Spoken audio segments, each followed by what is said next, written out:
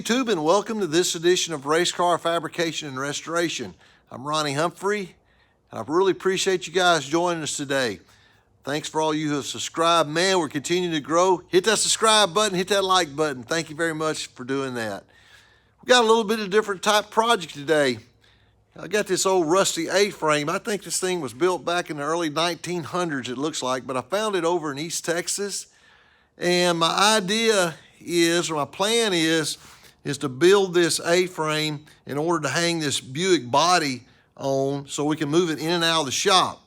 Right now we're doing work on the lift with it and we're getting some of the patchwork done, but we need to be able to roll it in and out, especially when we start sanding. It just produces so much dust, and this body is going to require a lot of Bondo, so we're trying to eliminate the amount of dust that's inside the shop. So this is going to be kind of a unique project, so let's get started.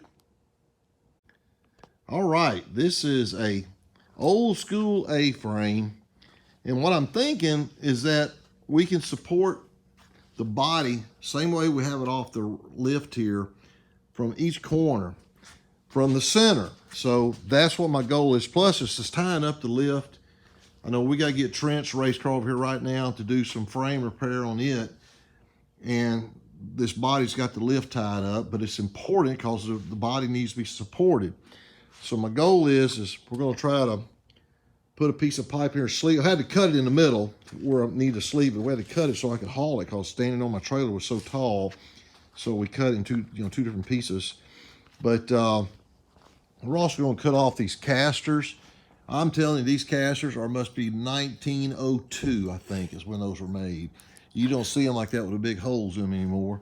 But we will try to get those cut off first. I'm actually going to mount them to my skates here that I've got that we move the cars around with. We're going to do that. So this first thing we do is try to see if we can get these things broke loose. I'm probably going to break the torch out because I don't know if I'll get them to turn with a impact or not, but we'll try. But that's the first thing. Let's do that. Then we'll try to see if we can get this thing sleeved.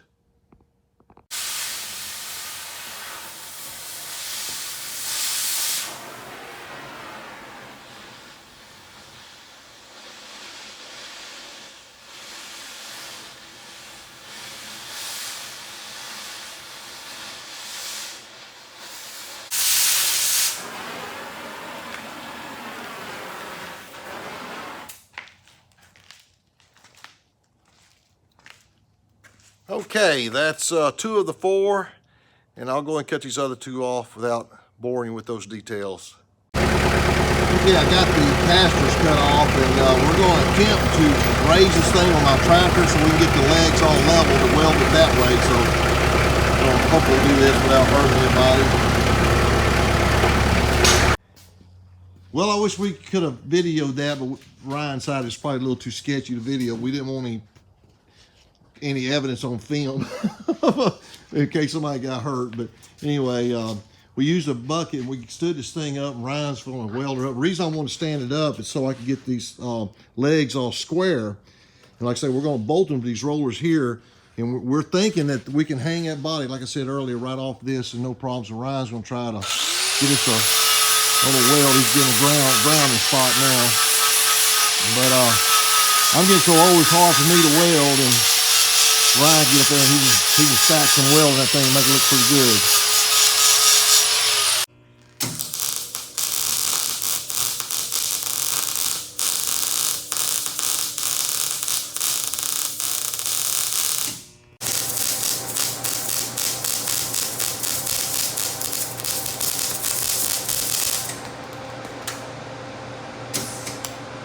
We're going to do a little bit of touch-up welding here on a extension they put in. It wasn't welded all the way, so get that in. And these are the rollers that come on bolt to the bottom of each leg, and then we get done with it, we'll just sell the lift and I'll unbolt my rollers out from under it. So I think this is going to work good. Okay, the next item of business for tonight is we're going to scope this motor, and Buddy has brought his personal scope from work.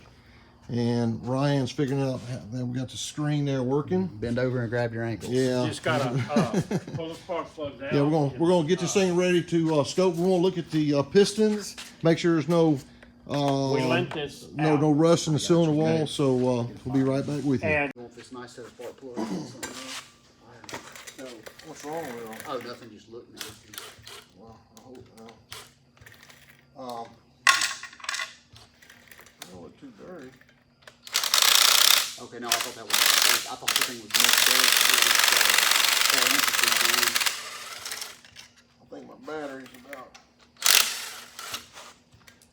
None of them are closed up on this side.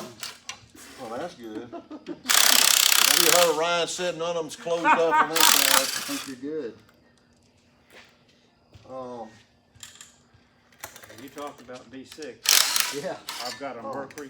Oh, yeah. Okay.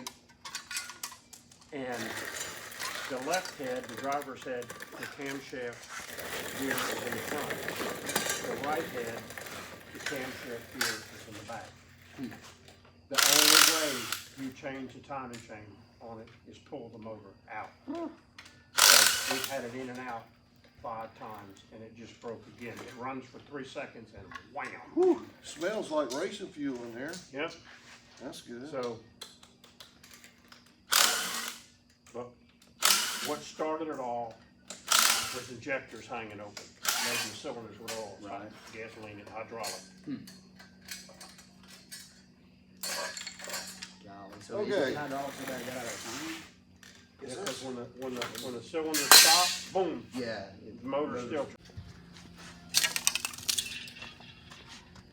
Well, there is no rust in that That cylinder wall looks perfect. Try to go all the way around. That's what I'm trying to do. Let's look at the pistons too.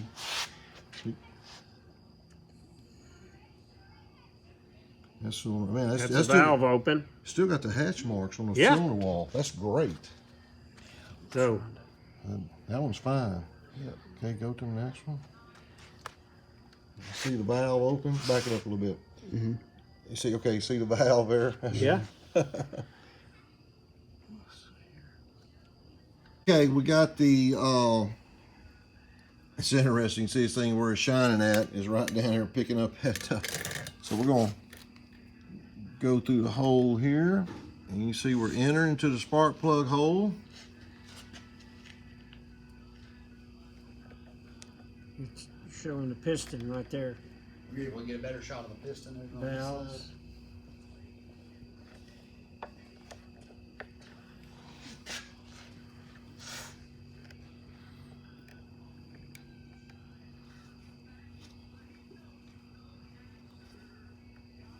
Oh, that's the pit. That's the dome. That's the dome Yeah. of the piston right there. Yeah.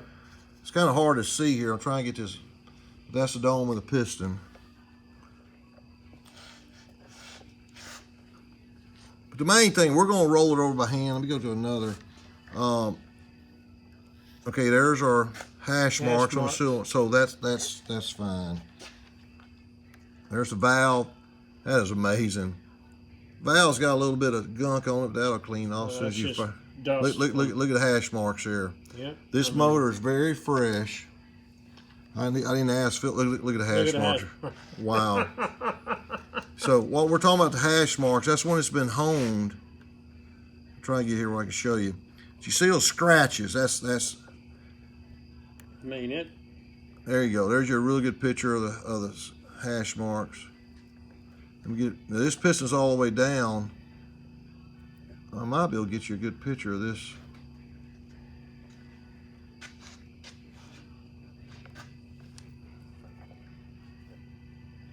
Oh man, okay. I mean it's. But the cylinders are fine. So, bottom line is, we're going to put spark plugs back in it. What happens if you look at yourself? You can look at yourself. You But, want to see your tonsils? Say ah. But there's the valve guides. Anyway, okay, be right back with you. Well, I appreciate you guys joining us today on this brief episode. But as I promised in day one, we're going to video and let you see everything that's involved in the restoration of this 1988 Buick Regal NASCAR. I don't care if it's driving all the way to Georgia to pick up the car, then going all the way back to Georgia again to get a motor, or going to Texas to get an A-frame just so we can hang the body. I'm going to document it all because it is a lot of work behind the scenes. We're not a 30-minute TV show where we are building a 32 Chevrolet $300,000 street rod in 30 minutes. This is kind of the blood and the guts where the rubber hits the road. I want to document everything that's associated with this car. But I do appreciate you guys watching. Thank you for subscribing. If you haven't done so, please do so and tell your friends about us. I'd greatly appreciate it. We're growing leaps and bounds. Got about 150 more people to go, and then we will finally be on the radar with YouTube, and they will start promoting the channel for us, and that'll be a great thing. Then we should really start getting a lot of viewership and subscribers then. Thanks for watching. God bless you. Have a fantastic day, and we will see you next time on Race Car Fabrication and Restoration. Take care.